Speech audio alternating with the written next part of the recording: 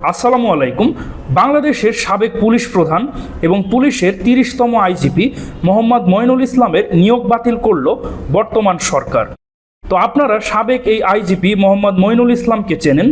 ২০২৪ সালের ৫ই আগস্ট শেখ হাসিনা যখন ভারতে পালিয়ে যায় এবং তখন কিন্তু পুলিশের শীর্ষ কর্মকর্তারাও তারা আত্মগোপনে চলে যায়। সেই ভঙ্গুর পরিস্থিতিতে সেই পুলিশ বাহিনীর হাল ধরেন সাবেক এই আইজিপি মোহাম্মদ মঈনুল ইসলাম। তিনি ২০২৪ সালের ৬ আগস্ট থেকে শুরু করে ২০ নভেম্বর ২০২৪ প্রায় ৩.৫ মাসের মতো পুলিশ বাহিনীর হাল ধরেন। আর ২০ নভেম্বর ২০২৪ তাকে পুলিশের আইজিপি পদ থেকে অপসারণ করা হয় এবং ২০২৪ সালের ২৬ নভেম্বর তাকে রাষ্ট্রদূত হিসাবে নিয়োগ দেওয়া হয়। আর সর্বশেষ ২০২৫ সালের ১০ই এপ্রিল ২ বছরের চুক্তিতে তাকে পোল্যান্ডে নিযুক্ত বাংলাদেশের রাষ্ট্রদূত হিসাবে নিয়োগ দেয় তৎকালীন ডক্টর ইউনূস প্রশাসন। আর প্রায় ১ বছর পর সেই নিয়োগ বাতিল করল বর্তমান এই সরকার।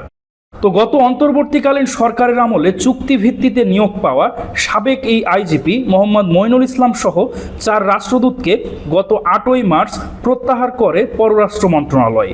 আর এখন তাদের নিয়োগের বাকি মেয়াদও বাতিল করল বর্তমান এই সরকার।